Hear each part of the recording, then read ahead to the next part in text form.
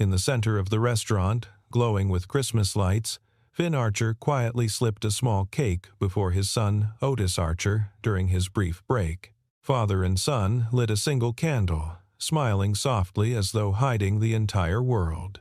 At the table by the window, Vivian Sterling, the CEO who always dined in silence, suddenly froze, her knife and fork suspended. For the first time in 10 years, she saw Christmas truly exist, and she whispered, her voice trembling, "Can I join you?" The restaurant had been open since 1973, a cornerstone establishment on the east side of the city where old brick walls met floor-to-ceiling windows of new glass. It had weathered recessions and renovations, maintaining its reputation as the place where families came for occasions that mattered. On Christmas Eve, it transformed into something that belonged on a postcard sent from a better, gentler world. Garlands of fresh pine draped across exposed wooden beams, filling the air with the scent of forest and winter. Red candles flickered on every table, their flames reflected in polished silverware and crystal glasses. The pianist in the corner, an elderly man who had played here for 23 years, moved through Silent Night with the kind of reverence that made even the busiest servers pause for half a measure, their trays balanced, their rushing stilled by muscle memory of beauty. The dining room was full to capacity. Families crowded around large tables, children in their holiday finest, velvet dresses and tiny bow ties, faces flushed with excitement and sugar from hot chocolate topped with miniature marshmallows. Grandparents raised glasses of wine that caught the candlelight like rubies, toasting to health and happiness and the blessing of another year together. Laughter rose and fell in waves that crashed against the brick walls and rolled back softer, kinder. The sound of silverware against porcelain created a rhythm that spoke of abundance, of togetherness, of everything the season promised to those who had people to share it with. Conversations overlapped in a symphony of connection, children pleading for one more breadstick, mothers reminding them to use napkins, fathers telling the same stories they told every year because tradition mattered more than novelty. Finn Archer moved through this world like a shadow, present but unnoticed, essential but invisible. At 36, he had worked at the restaurant for 4 years, first as a server when he desperately needed any job that would let him support his son, then taking on maintenance work when the night manager discovered he could fix a broken espresso machine with nothing but a screwdriver. Patience and knowledge inherited from a father who had worked as a mechanic before arthritis claimed his hands. Finn wore the standard uniform black slacks purchased from a discount store where he checked the clearance rack every 2 weeks, and a white shirt that he pressed himself every Sunday evening using the iron that had belonged to his late wife, moving the metal across fabric in the same careful pattern she had taught him during their first month of marriage. His hands were clean but rough, calloused across the palms, with small scars from 100 minor repairs, the kind of hands that knew work intimately and had made peace with it. Tonight, like every Christmas Eve for the past 3 years, he had asked the manager for permission to let Otis sit in the small alcove near the kitchen, that forgotten space between the bright dining room and the fluorescent chaos of the dish pit, the place where servers took their breaks and ate hurried meals standing up. The manager, Helen, a tired woman of 52 with 3 teenagers of her own and eyes that had seen too many single parents struggle, had looked at Finn's face, the hope mixed with resignation, the expectation of rejection softened by gratitude for whatever kindness might come, and simply nodded. She understood. Some things mattered more than policy. Otis sat on a folding chair, his feet dangling 6 inches from the floor, shoes that were slightly too big because Finn had bought them a size up so they would last through spring. He wore a paper Santa hat he had made himself at school during the last week before winter break. The construction paper carefully folded and stapled, the cotton ball at the tip slightly lopsided but attached with enough glue to survive the walk from school to the restaurant in his backpack. In his lap, he held a small notebook with a blue cover. pages filled with drawings of snowmen and stars and houses with smoke curling from chimneys, the kind of houses he saw on television but had never lived in. He was the kind of child who understood things without being told, who had learned before kindergarten that Christmas at the restaurant meant his father could keep his job, that the small cake was enough, that love sometimes wore the uniform of sacrifice and late-night shifts and presents that came wrapped in newspaper because wrapping paper cost $3 a roll.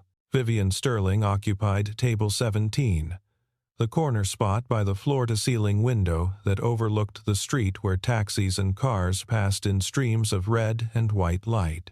She was 34 years old and had built an empire in commercial real estate, the kind of woman whose name appeared in the business section of newspapers above words like visionary and ruthless and unstoppable. At 28, she had purchased her first building with a loan that would have crushed most people. At 30, she had turned that building into 5.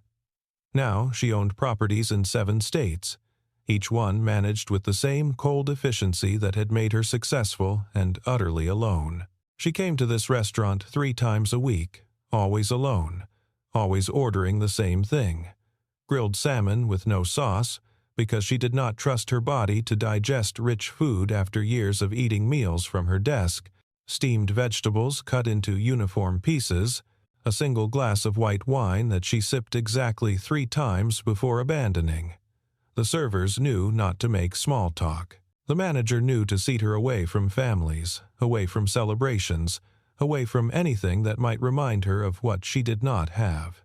Tonight, she wore a charcoal cashmere sweater that had cost $800, but felt like any other sweater, and pearl earrings that had belonged to her grandmother, one of the few people who had loved her without conditions, who had died when Vivian was 14 and left behind a silence that still echoed.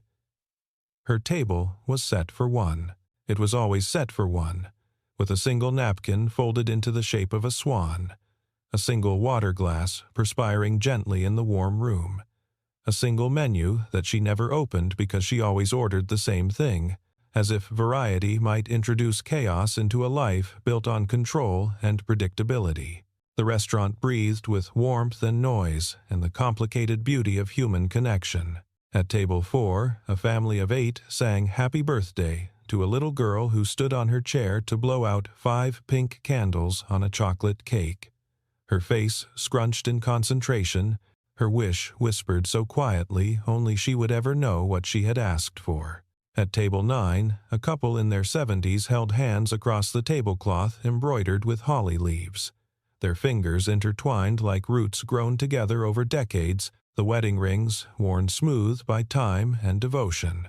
At table 12, 3 generations shared stories that made them lean in close, conspirators in their own joy, grandchildren hearing for the 100th time about the blizzard of 1988, or the Thanksgiving turkey that caught fire, or the uncle who showed up to his own wedding in fishing waders because he had lost track of time at the lake. The contrast was stark enough to hurt. 1 room, 2 worlds existing in parallel dimensions that never touched. Tables filled with noise and light and belonging, where people laughed too loud and talked with their mouths full and reached across plates to steal French fries from each other because that was what family meant. And then, table 17, where Vivian Sterling cut her salmon into precise 1-inch squares and chewed each bite exactly 20 times, a habit she had developed at boarding school, when eating was just another task to complete efficiently, when dining halls were places to survive rather than enjoy, when she had learned that if you ate quickly enough, you could leave before anyone noticed you were alone. Finn's break came at 8:30, right between the dinner rush when the kitchen moved like a machine and the late crowd who would arrive after theater performances and holiday parties ended. He had 45 minutes before he would need to be back on the floor, clearing tables and refilling water glasses and answering the same questions about tonight's specials that he had answered 200 times already. He walked to the alcove where Otis waited, carrying the small white bakery box he had picked up on the way to work, stopping at the discount store on Lexington, where they marked down day-old items at 5 in the evening.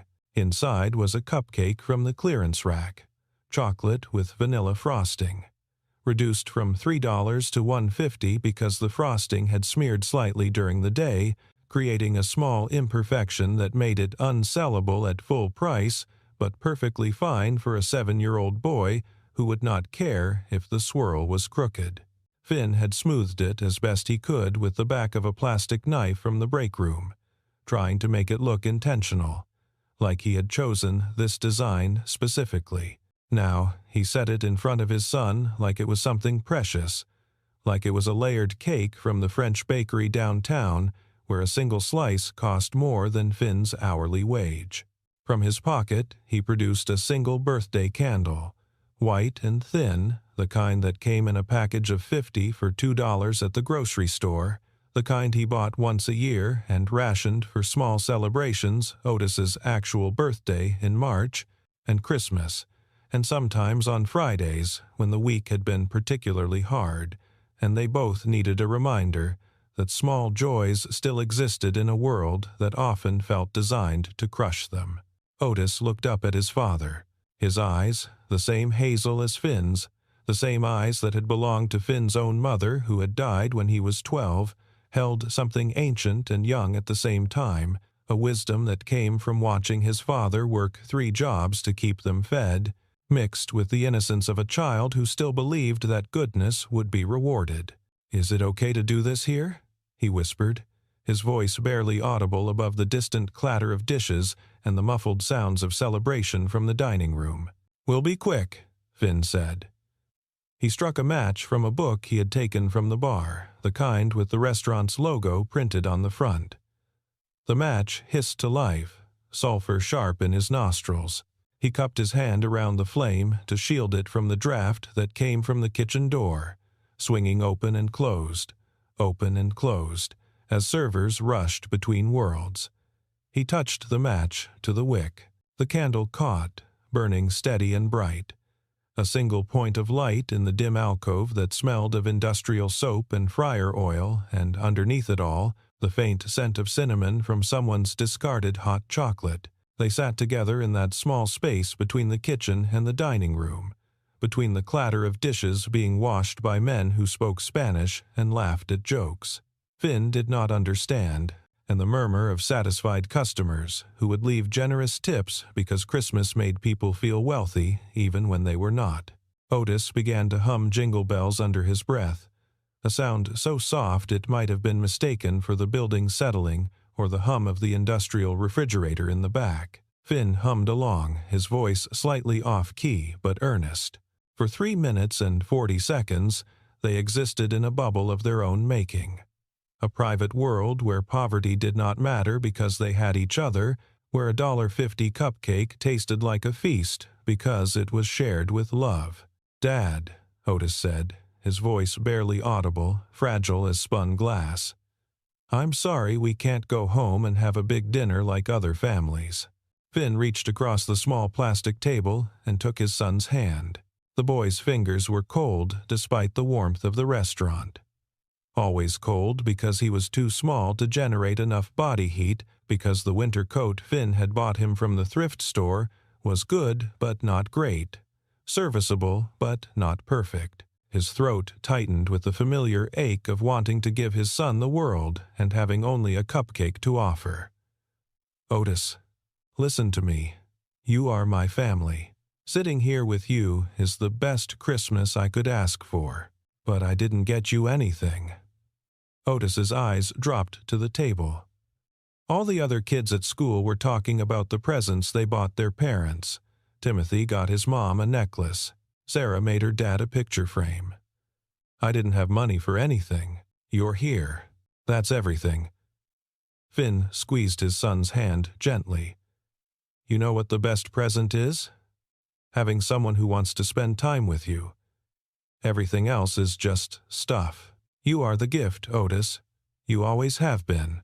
Otis smiled, small and certain, the kind of smile that came from a deep well of trust. He leaned forward, closed his eyes for 3 full seconds like he was making a wish he truly believed would come true, and blew out the candle. The smoke curled upward in a thin ribbon, disappearing into the restaurant's warm air, carrying whatever hope a 7-year-old boy had whispered into the darkness.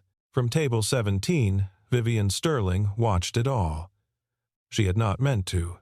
She had been cutting another piece of salmon when the small movement in her peripheral vision caught her attention. A man and a boy huddled over something tiny. A candle.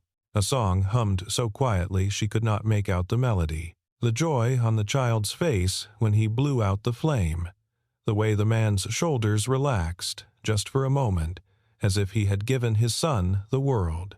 Something in Vivian's chest cracked. It was a small sound, like ice breaking on a frozen lake when spring first arrives. She set down her fork. She could not remember the last time she had attended a celebration. Business dinners, yes. Charity galas where she wrote checks and left before dessert. But an actual celebration, the kind where people meant what they said when they clinged glasses, she could not remember. Her parents had divorced when she was 6. Her father remarried and started a new family. Her mother moved to Europe and sent birthday cards that arrived 3 weeks late. Vivian had learned early that achievement was something you could control. Success had rules. Loneliness just was. But watching that father and son, Vivian felt something she had not allowed herself to feel in a decade. Envy. Not for money or status, she had those.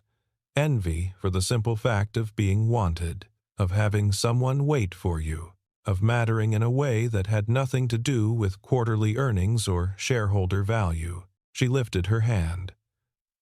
The server, a young woman named Claire, appeared instantly. "Yes, Miss Sterling? That man?" Vivian said, nodding toward the alcove. "Is he a guest?" Claire followed her gaze. "That's Finn. He works here, server and maintenance. That's his son, Otis." Vivian's hand went to her wine glass. She did not drink. She set it down. "Does he often bring his son to work?" "Only on holidays. He's a single dad. Can't afford a sitter, I think. Helen lets him as long as the boy stays out of the way." Vivian nodded slowly. She looked at her plate. Half the salmon remained. She had no appetite. For 10 years, she had eaten Christmas dinner alone in this restaurant, because it was open, because it was neutral territory, because going home to her empty penthouse apartment felt worse. She had told herself it was a choice. Now, watching a man who had so little create something so whole, she understood it had been a lie. She stood. The movement was sudden enough that Claire stepped back. "Miss Sterling? Is everything all right? I need to speak with him." "With Finn?" "Yes." Claire's expression shifted to concern. "Did he do something wrong?" "No." Vivian's voice was firm. "Nothing wrong." She crossed the dining room. Her heels clicked against the hardwood floor. Conversations did not pause. She was not famous in the way actors or athletes were famous, but a few heads turned. She was aware of her own strangeness. A woman in expensive cashmere walking toward the service alcove like she had business there. Finn looked up. He was in the process of putting the candle back in his pocket. Otis held the cupcake in both hands, careful not to smudge the frosting. For a moment, Finn's face showed confusion, then worry. In his experience, when someone from the dining room approached him, it meant a complaint. He stood quickly. "Can I help you with something, ma'am?" Vivian stopped 3 feet away. Up close, she could see the wear in his shirt collar, the careful way it had been mended. She could see the tiredness around his eyes, the kind that came from working double shifts and still coming up short. She opened her mouth to speak and found that the words she had prepared something polite and distant would not come. Instead, she said, "Are you celebrating Christmas?" Otis looked at his father, then at the woman. He nodded. Something in the child's formality, the way he called her ma'am like he had been taught to respect adults, undid Vivian completely. She felt her eyes sting. She blinked rapidly. "It looks lovely." Finn's posture relaxed slightly. "Thank you. We were just finishing up."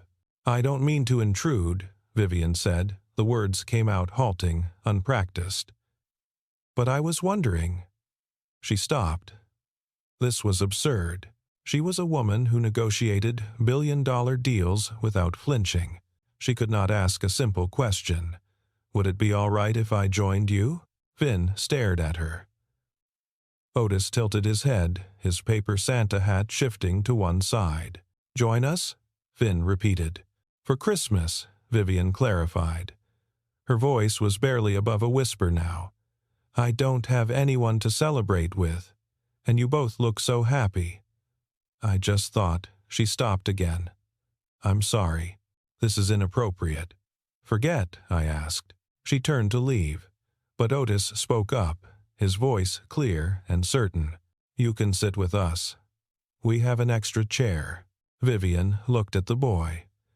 He was pointing to a third folding chair leaning against the wall. His expression was open, guileless. He smiled at her the way children smile before the world teaches them to be suspicious. Finn glanced at his son, then at Vivian. He saw something in her face that he recognized. It was the same thing he saw in his own mirror on the mornings when Otis was still asleep and the apartment was too quiet. Loneliness, the kind that no amount of money or success could fill. "It's not much," Finn said slowly. "But you're welcome to join us." Vivian's breath caught. Finn unfolded the third chair. Vivian sat down. The alcove was small, meant for one person on break, maybe two if they were friendly. With 3 people, their knees nearly touched. The plastic table between them could barely hold the cupcake and Otis's notebook. But Vivian sat as if it were the finest seat she had ever occupied. Otis, ever the host, pushed the cupcake toward her. "Would you like some?" "I couldn't," Vivian said. "That's yours. Dad says sharing makes things better." Vivian looked at Finn. He shrugged, a small movement that said he had taught his son this because it was true.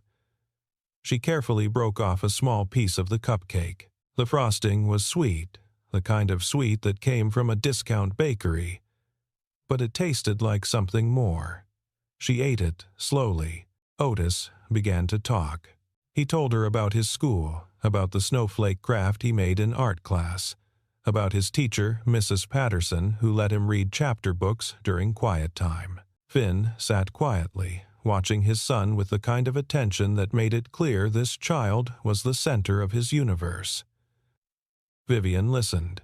She asked questions. She laughed when Otis described the classroom hamster who escaped and was found sleeping in the principal's inbox.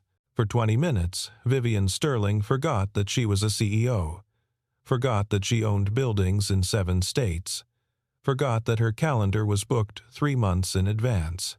She was just a woman sitting at a folding table with a father and son, eating a shared cupcake, listening to a 7-year-old boy talk about his life. Then someone recognized her. It happened quickly. A man at table 8 stood to use the restroom. He walked past the alcove and did a double take. "Miss Sterling?" he said, his voice loud enough to carry. Vivian looked up. She recognized him vaguely, an investor she had met at a conference. His name escaped her. "I thought that was you," he beamed. "Having dinner with the staff? That's very generous of you." The word generous hung in the air like an accusation. Vivian's face went pale. Around them, other diners began to turn. Whispers started. A few people pulled out their phones, not to take pictures, but to search her name, to confirm. The manager, Helen, appeared from the kitchen, her expression tight with concern. Finn understood immediately what was happening. This was not just a lonely woman joining a Christmas celebration. This was Vivian Sterling. The Vivian Sterling, the woman whose face appeared on the covers of business magazines. The woman who had just acquired the building that housed this very restaurant. And she was sitting in a service alcove with one of her employees, eating a discount cupcake like it was normal. Finn stood abruptly. His chair scraped against the floor. Vivian stood as well. "Finn, please, did you think this was amusing?" His words came out harder than he intended. Slumming it with the working class on Christmas Eve? Otis looked between them, confused and frightened by the sudden change in his father's tone. "No," Vivian said quickly. "That's not what this was." "Then what was it?" Finn's hands clenched at his sides. "A photo opportunity? A story you'll tell at your next board meeting?" Vivian's face crumpled. She reached for her purse, a practiced motion, the instinct to smooth things over with money. But Finn's expression stopped her. "I don't want your charity," he said quietly. "I wasn't offering charity. I was asking for company. It's the same thing when you're you and I'm me." Vivian looked at him, then at Otis, who had shrunk back in his chair. His paper Santa hat now crumpled in his small fists. She felt the entire restaurant watching. She felt the weight of her own name, her own success, crushing the one genuine moment she had experienced in years. "I'm sorry," she whispered. Then she turned and walked away. She did not return to table 17. She collected her coat from the hostess stand and left through the front door. The cold December air hit her face like a slap. She stood on the sidewalk, her breath misting in the streetlights, and realized she was crying. Inside, Finn sat back down. He put his head in his hands. Helen approached cautiously. "You okay?" "I'm fine. You want to take the rest of the night off?" "I need the hours." Helen nodded and walked away. Otis tugged on his father's sleeve. "Dad, why did you yell at her?" "I didn't yell. You were mad." Finn looked at his son. "I was. I thought she was making fun of us." "She wasn't making fun," Otis said, with the certainty of childhood. "She was lonely." The words landed like stones. Finn replayed the conversation in his mind. The way Vivian's hands had shaken when she asked to join them. The way she had listened to Otis like every word mattered. The way she had broken off the smallest piece of cupcake like she was afraid of taking too much. He had seen judgment where there had been only loneliness. "I think you're right," Finn said softly. "Then why did she leave?" "Because I made her feel bad." Otis frowned. "You should say sorry." "I don't think I'll get the chance." The rest of Finn's shift passed in a blur. He cleared tables, refilled water glasses, helped the dishwasher fix a clogged drain. Otis fell asleep in the alcove, his head pillowed on his arms. At 11:45, Helen told Finn he could go. The restaurant would close at midnight. Finn carried Otis to the employee area to get their coats. When he returned to the dining room, he stopped. Vivian Sterling was standing near table 17. She was not sitting. She was just standing there, her coat buttoned, her purse clutched in both hands, like she had been waiting. Finn approached slowly. "Miss Sterling?" She turned. Her eyes were red.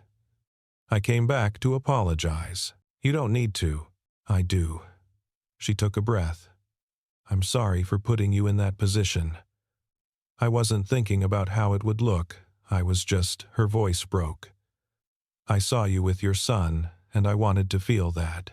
Just for a minute. I wanted to know what it was like to be part of something." Finn set Otis down gently in a nearby chair. The boy stirred, but did not wake. "I'm the one who should apologize. I accused you of things that weren't true. You were protecting your son.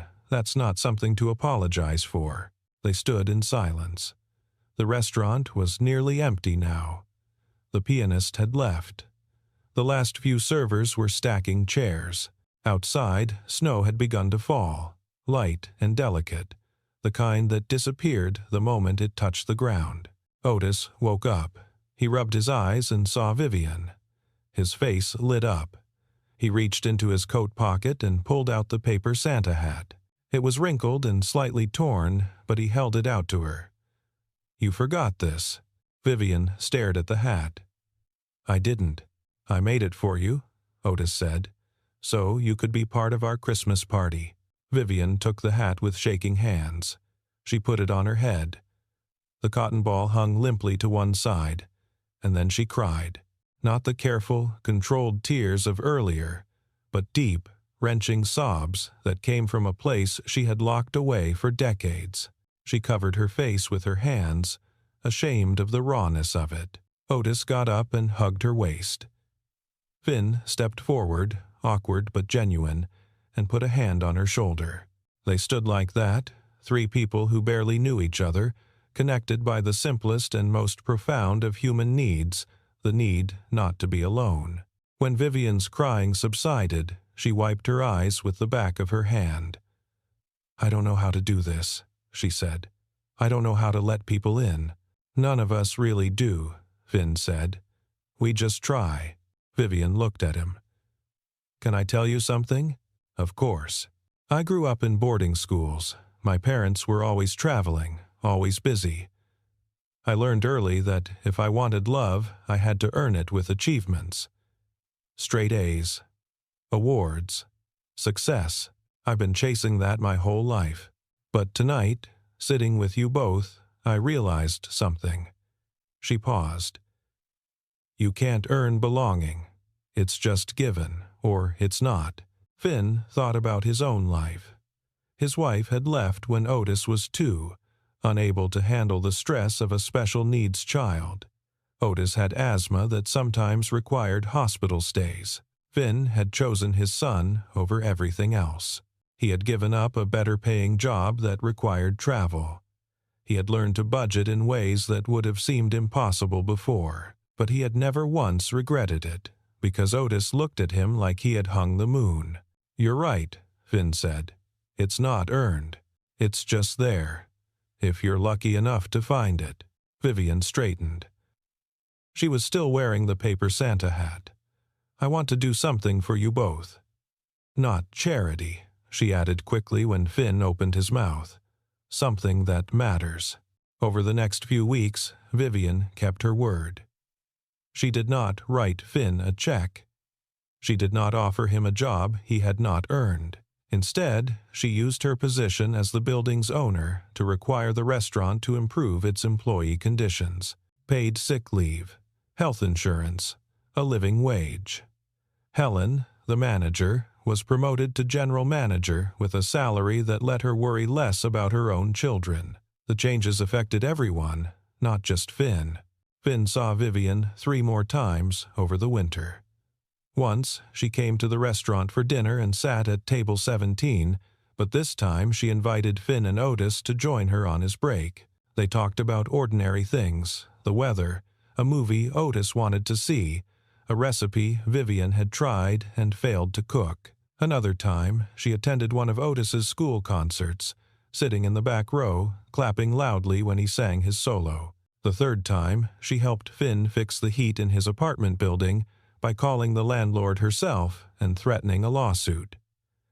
She did not tell Finn about the call. He only found out when his landlord mentioned it bitterly. Vivian learned, slowly, how to be present. How to call Finn just to ask how his day went. How to remember Otis's favorite color and bring him a blue baseball cap without making it a production. How to sit in comfortable silence without filling every moment with productivity. A year later, on Christmas Eve, the 3 of them sat at table 17. It was no longer set for 1. The restaurant had a new policy. Employees and their families were welcome to dine there on holidays at a significant discount. Finn had used the policy to reserve the table weeks in advance.